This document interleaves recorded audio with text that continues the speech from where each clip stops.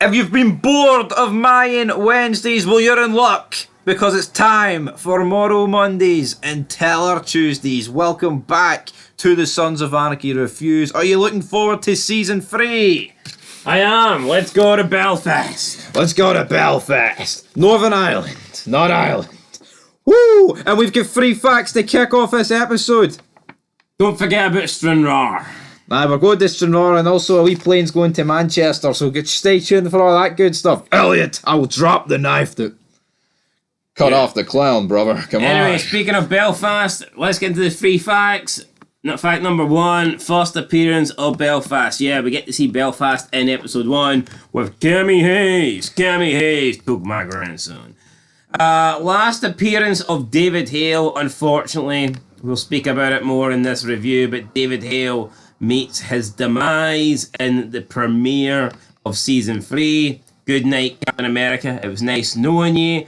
And the last fact for season 3, episode 1, is that Half-Sack gets buried as a full patch member, which I thought is pretty interesting considering he's a prospect when he dies, but I guess they decided he'd done enough and that he put his life on the line for the club and that they decided to honour him by giving him a full patch, which is, I guess, is nice. Would have been nicer if he was alive, but... Yeah, it was a nice touch, and also, I believe his year was actually up, or near enough up, and I believe by this point it probably was up, because I remember in a few episodes... It was approaching. Yeah, it was approaching. They definitely did mention it at one charts. But we kick off season 3, and I know I've hyped this up, but I genuinely feel like the start of season 3 is probably the weakest period of the show. Would you agree with that?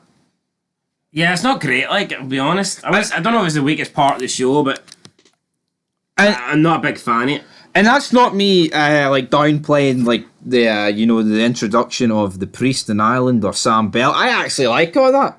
But I feel like it's probably like the weakest Sam Crow are, because you've got the storyline with the Calaveras, and you've got them like doing all these like mini side missions in order to like build up enough money for them to do like the main tasks in order to get them to Belfast and like push the court case back.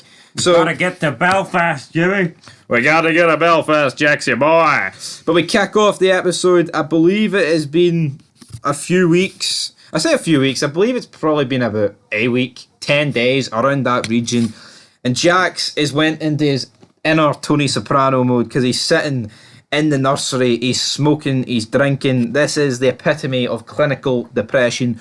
I don't blame him. Half-Sack's been kidnapped. Half-Sack's been murdered in his kitchen where Tara is, and his son has been kidnapped. So we've got the sons. Bobby busts into the church, the chapel. He says to Clay, "We gotta sort this out, brother." And Clay's like, "Let's go get him." He says Leroy is also called though, and he says he's found the guy. Who could that be? Also mentioning here that Gemma still hasn't been told about Abel. Do you agree that Gemma shouldn't have been told about Abel? Or do you feel like this was not necessary? I agree, because I think that if Gemma knows, then you can't wait as long to go to Ireland. Because I think she'd be freaking out and be like, "No, we got to go now. We got to go now." I think. Well, to be fair, they don't know he's in Ireland yet. But actually, I understand your point. I feel like it was hard enough keeping Gemma in one place as it was, but she would have came straight back to Charlie. And she'd have been looking for Abel, and she would have got found. So just shows you the strong woman that Gemma is, that she would have fucking come back even with a warrant. Jax is sitting there depressed, drinking and smoking. God damn it, what's going on here? Yeah, Gemma would have been doing everything to find Abel. So I mean, yeah, completely agree. Exactly. But Clay tells Jax they've got a lead on a guy who provided Cameron with fake IDs. At this point, Opie picks up Jax like he's a baby and then like throws him in the shower. And that is how we get like the first intro. So is this just Opie showing his strength off, or is Jax just... Yeah, Opie just lifted Jax like he was nothing. Yeah, he lifted him like he fucking weighs about 70 pounds. Lifted Jax like he was Abel. Literally. Betty, wishes he could lift Abel, Jackie boy. Abel's in Belfast, damn it. We get Tara speaking to Clay, saying that she's going to be speaking to the FBI installed today about the kidnapping. Clay's basically like, alright, tell her as much as you want, but leave out practically everything because you can't mention the IRA. Tara thinks, but what if that helps them find Abel? And Clay's like, it won't. Like, realistically, right, how would mentioning that connection help them find them? They know who Cameron Hayes is. Yeah. So mentioning that connection just incriminates the club. All it is right now is that this IRA member has kidnapped your son. It's got nothing really to do with, like... Once you... I patched up this guy in the clubhouse, and that's where I knew him from, and the club did deals with him. Once that happens, man, you're unleashing hell. I'm surprised Clay didn't fucking try to kill her here a season early. I know. Honestly, like the SmackDown, we've got Gemma, she's looking at a newspaper, and something catches her attention. What is it? Well, it turns out to be that her mum has died, and that her daddy has got dementia, and he's left all alone, so she's going to head that down there. That's another arc I just didn't really enjoy in this. Like, beginning of season 3, the whole her meeting and spending time with her dad, and him having dementia, and I don't know, I just didn't really like that. No, I think there was some funny scenes with, like, Tig and like Clay and Jackson they got there, but again, that's kind of when they got there, not really Gemma and Nate, old Nate. Mr. Magoo then provides the Sons with some information on Cammy Hayes. He provided an Irish passport and a US travel visa. Well, we're not going to discuss who Mr. Magoo is. Fuck me. Aye, well, he's Sons meet up with Leroy, and Leroy's got this guy that looks like Mr. Magoo. And basically, he's a guy that... Does he look like Mr. Magoo, though? Mr. Magoo... He does a wee bit. He's a guy that basically creates fake IDs to help people get different, identifications and stuff like that. Identification? Avoid heat. Identification? He says that, they show a picture of Cammy Hayes. He's like, yeah, I made an ID for him. But they ask about Abel, and he says, nah, I didn't have a kid with him. Mr. Magoo says, I don't want that sort of heat. I wouldn't, help anyone that's kidnapped a kid. So that's pretty much it. He says he met him in Chinatown near the Alice Street Public Marina, so Juice says that's where their probably best bet of heading to is. And Clay's like, no doubt, brother, no doubt. So, Mr. Magoo, can we trust Mr. Magoo here? In his wee specky sunglasses? There's no reason to lie, does he? No. Definitely not, but I believe this is actually the only appearance of Leroy in Season 3. Weird, isn't it? Very weird. Very weird. Tell you what, you think... I think Leroy peaks in Season 1. No, he does, definitely. Definitely. And then after this, guys, we won't see him till he tag teams up with Luba Sonora. So, we'll get back to that. So, we have got Davey Hale. He is packing up his office because guess what? Where's he going? He's going to the Chief's office. Yes, he's moving. Unser's finalist, that old dog. David Hale is getting that promotion. So, Jacob comes in. He's like, I'm sorry, little brother. I shouldn't have backed loan. I backed the wrong horse. But basically, these two make amends. And it's like, we're going to bring Sam Crow down. And that's exactly what we're going to do, because I need the chief of police in my corner. I mean, I tell you what was Unser going to do at this point? Unser was out the door. Probably go and live in a caravan a season early. That's pretty much what he was going to do. The Sons arrive at the marina. They find Cameron's boat. There's no signs of him there. But see the fact that he actually stayed stateside and he didn't use this boat to go, like, north? Do you not feel like this was poor on Sam Crow's behalf that they didn't track him down a bit sooner? Like, here we are, like, a few days, a week later, and they're only getting to this bit now. He's parked up his boat at this marina. You'd thought they were on high alert everywhere. See if this was fucking guns. Clay would have had him found in about half an hour. Yeah, when he originally steals Abel. Yeah. Instead of Jax fucking moping around and drinking and passing out, I mean, should he not have been focusing more on trying to find out his son? Because like they say, like when you're dealing with kidnaps and stuff like that, I mean, the first 48 hours is critical. Yeah. It's like you'd think that they'd have put more effort, and I'm not saying they weren't trying, like, but you'd have thought that they would have maybe just, I don't know, put more effort into finding him. Exactly. Because obviously the longer you leave it, the trails are going to go cold, and it's just going to be harder to get evidence and stuff like that, so... Yeah, I mean, I would actually have liked to have seen the aftermath of that scene. Like, would Clay have been, like, consoling Jax, and he's like, right, you two fucking go after him down the coast, or something. Jump in and swim. Swim, you bastards. Or chase him in a boat or something. I mean, was there no other boats they could have got, or... Maybe it was just more of like, holy fuck, we haven't dealt with this before. What are we going to do? Kidnap him via the Titanic. It's going to take more than a gun to solve this. Exactly. Jax finds Abel's baby blue Sam Crow beanie, and Clay's like, oh, for fuck's sake, he's going to get more depressed. Opie is then told to put it out of commission, but then Clay grabs the silencer off Opie. He puts it on Jax's gun. He's like, you do it. And then Jax starts firing at the gun. Then these two gangbangers approach the boat, right? So obviously they've got something to do with the boat, but could they have made it more obvious? All Sam Crow are fucking staring at them, and they drop the gas canister and fucking run. Instead of like walking down to a different boat or something, playing it cool, these two fuck off. Maybe they lived that life and they just thought it wasn't going to go down well. And then guess what? All these people that say, "Oh, but the Mayans has got all the bikes." Well, guess what? The Suns have all the bike scenes. Yeah, don't nice they? wee break. So many times for Suns are doing bike rides or bike chases, and they've got cool songs playing in the background. It's like Mayans don't fucking have that. Like, that's what a good car chase. It was. It was. I mean, Jack stops halfway to like help Opie. He's got barbed wire tied around his leg, and it's like I almost felt like that scene dragged on about 4 seconds too long, but you know what? it only lasted like 5 seconds. But My point. But we arrive. The gangbangers then like pull all their guns on Sam Crow.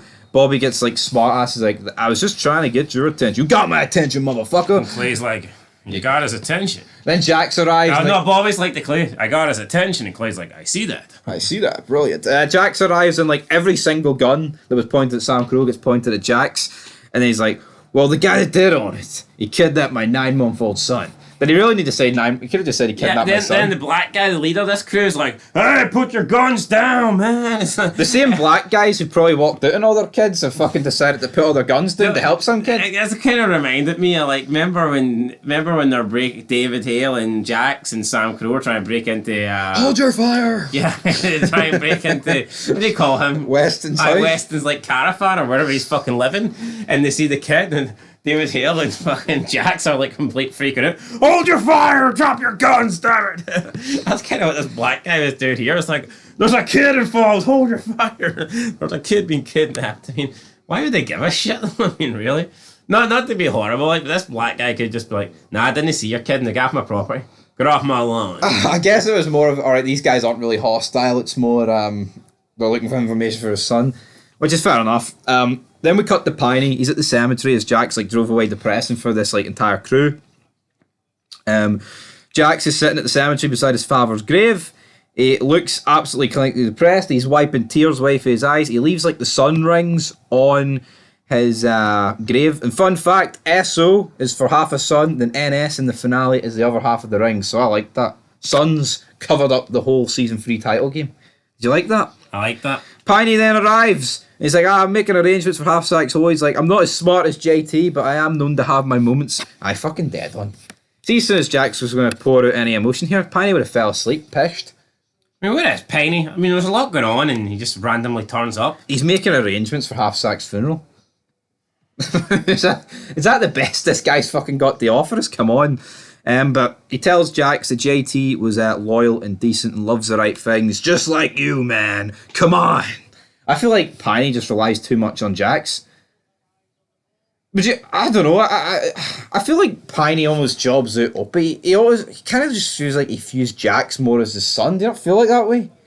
Yeah. I didn't really feel a big, strong connection between Piney and Opie. Maybe it's because he just felt closer to JT than anyone else in his life, and because JT died, he just saw Jax so much in JT. To be fair, it could just be because Jax is the main character, and therefore we just get more scenes with. No, I mean, like maybe all the Piney and Opie stuff happens off screen. Yeah, probably. Tara's given her statement. She gives it. She leaves. Stalls like that was good fiction in there, and she's like, if you ever get in the way of me again, blah blah blah, I'll fucking sort you out. Oh, you just to say, Stalls like, you're going to get your boys, and Tara's like, I don't need a boy to handle my shit. So aye. You probably do. But Sons of Anarchy don't have any good female characters. Exactly, no. So it's all about the Mayans, man. I think Tara, Gemma, and Stall should start their own fucking MC. Broken Sons. Broken Sons. Clay says, no, Stall actually says to Clay, where's Gemma, Clay? And he's like, I don't know. See, when he's like in this like mood saying things, I guess it's like the most unbelievable fucking sentences ever, isn't it? Yeah, even he doesn't believe it. It's like when he said, it's like when he thinks Biden's a better choice over Trump. You know, he can't possibly believe it. That's when Opie said. He has to commit to it. That's when Opie said, "Am I good with you, Clay?" Yeah. Yeah. Not really, buddy. He may as well, like, see, instead of going, yeah, he may as well have said, no, I'm going to get tagged to kill you tonight. No, he may as well. He then says to Stall, if anything happens to my grandson, I mean anything, I'll shove a gun up your ass and blow your big black heart out. Was it not bony ass? Did I say big ass? Aye. Bony ass then. I think he said bony ass. I did actually. It's in the Wikipedia page. Gemma at this point though is going completely rogue. Tries to escape, but as she's like doing this, Jax gets her number and attempts to ring her, and she's like, impeccable timing. And then as she's about to answer the phone, some guy who, actually thinking of it, he looks like Ed at The Walking Dead. Did he? Don't think so. Did he not know? Why plucked that for thin air? Nah, I think you plucked that finny. Anyway, she was trying to hotwire his car. She tries to stop him. I'm the valet, shit. They get in a brawl and she ends up stabbing him. Tig then later says that she's cost the club a lot of problems and she almost cut the guy's joint off. Gemma plays it down and says, nah, don't worry. It was a flesh wound. Then she wants Tig to go somewhere with him. Tig's like, nah, you got to stay here. But she's like, I'm going. You can either come with me or not. And Tig complains about Gemma making his life too difficult. I did feel like this Gemma stuff was forced. I felt like they just had to try and involve her somehow. It's like she couldn't just sit in a room isolated. So they have to throw in the dad shit or her getting into a scrap with somebody. Yeah, I don't know what else could we have done here. Could she just have started the season off with her and Tig, like, arriving at Nate's house? Maybe that would have been better. 'Cause, I mean, they arrive at his house in this episode anyway. I just don't think it was really needed. But I think this. I understand why they want to show Tig and Gemma, right? So that's that. I feel like the show them need it, but I understand what you're saying. I feel like it is forced. I think for what's happening, I think it would have made logical sense to go a couple of episodes without even showing them. But I don't think Sons of Anarchy could really do that. I think they try and include all the characters. Yeah, which is fair enough. I'm not going to bury them for trying to show characters. Yeah, but her point was, you stay up there out of sight. If you're just staying out of sight, then do you really need to be in the episode? Okay, no, well, it's fair. That's why I feel like this whole her getting into an interaction with that guy trying to steal his car, and then her mum just randomly dying at this stage, and her going to see her dad, and then the whole thing with we'll talk about it more, but the caretaker, they get into an issue. I feel like that was just kind of stuff that was just feel a little bit forced just to give Gemma a storyline. There's things to do, but you're absolutely right. But let's talk about this storyline. So they arrive at Nate's door, and she's reunited with her dad, and then he's like, "Oh, your mother, Rose, you'll never guess who's here, sweetie." I mean, I guess kind of sad, better than what they attempted in the Mayans with Hank, but yeah. So this is where Gemma and Tig are going to be sitting for the next couple of episodes. So I'm not exactly buzzing about it. Also, earlier in the episode, Tara did take a bit of hissy fit in Jax's house and destroyed Abel's nursery. Jax returns this, and then Tara returns, basically saying, "I'm sorry," but Jax is trying to push Tara away here, or is he just being a bitchy wee bastard? What's his gimmick? I don't like this, Jax. I think he blames Tara a wee bit, maybe, for Abel getting kidnapped. But when she accuses him of that, he kind of puts off, he blames himself for getting her into this life, so therefore it is your fault. Maybe he just feels guilt for involving Tara, and he thinks that he should have, walked away from her earlier in the show. Could be that. No, it could be that, but she says to him, "We're just better human beings when we're with the person we're supposed to be with." Does Jax take this on board? We'll find out a bit later on. But guess what? It's time for Half Sack's wake, with like every charter under the sun at this wake. We're reintroduced to Kozik. He did appear in the season 2 finale. He says that he's been thinking of jumping back to a smaller charter, And Clays and Bobby are like, "Well, that ends on Tig, brother." So obviously we're hinting here that there's a bit of a feud there, and also we did see that in the season 2 finale. But what do you think of this, right? Kozik is Sergeant at Arms at Tacoma, and they're just willing to let him transfer. Yeah, I thought the Sergeant at Arms thing was like an honour to get that. Yeah, I get him wanting to come back, or maybe choosing a smaller charter, but you're openly like jobbing at your own charter. Know what I mean?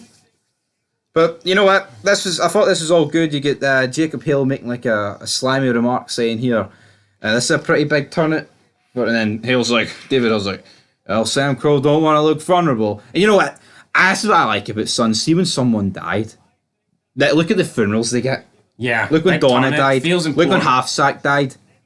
Now everyone comes in. Don't want to give any other spoilers away, but like when people die, they make a big fucking deal of it. When a Mayan dies, like they take 5 episodes to get to a fucking funeral. Literally. We get everyone standing around the Half Sack's coffin. We get Tara comes over. Obviously, she saw Half Sack die compared to the rest of us.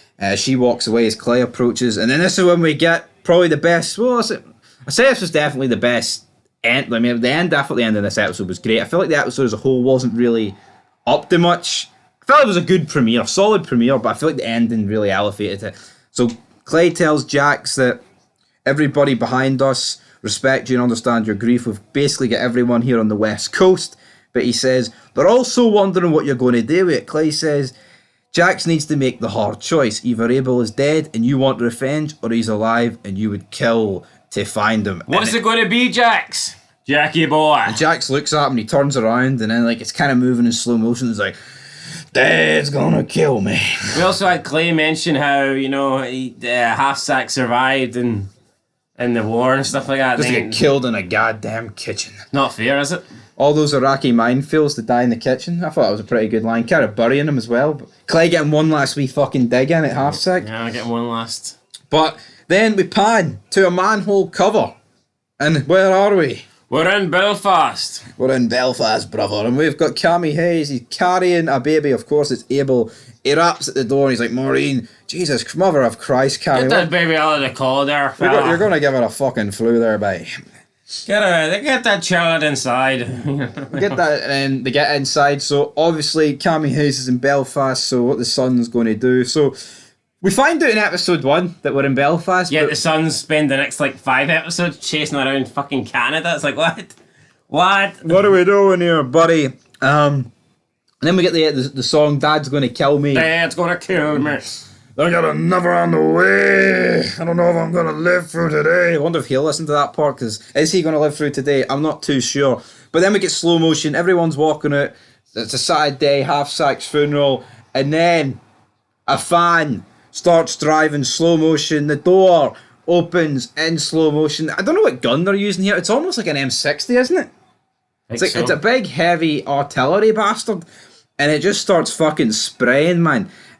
Chucky gets hit. He doesn't die. A kid does get hit. I believe just numerous Sons members do get hit, but not Sam Crow, because of course we got a wee... gotta protect Sam Crow. We got a wee force field. Could hit Sam Crow anyway. Unser's willing to take one for the team. He'd be diving in front of bullets to protect Sam Crow. Unser and the deputies whip out all the fucking guns here, start firing. We gotta protect Sam Crow. Hale decides, fuck it, I've gotta protect Sam Crow. He gets out of his Jeep, which is probably the worst decision he could ever made. He starts firing it into the fan. Is this not stupid for Hale, man? I just stand in the middle of the road trying to... And the fan runs Hale over, but the bump of hitting Hale makes the guy fall out the fan. Yeah, unlucky for him. Yeah, the fallen shooter falls out, so the deputies have him at gunpoint. He was just screaming, blood everywhere. Yeah, then we kind of go into a slow-mo, and you see the damage that's been caused, and Hale is just left there kind of decimated. It doesn't look good for him. Unser's like, oh god. Jacob comes over and obviously upset. Almost froze up. His brother's head's kind of been smashed into the floor. Then we see the police holding down the guy that fell out the fan, and then Jax runs over, pushes all the police off, and then just literally grabs the guy's head and keeps bashing it into the ground. And the police at this point are just standing watching, and it's why the fuck are they not getting Jax off him? Yeah, Jax has just came over, manhandled them.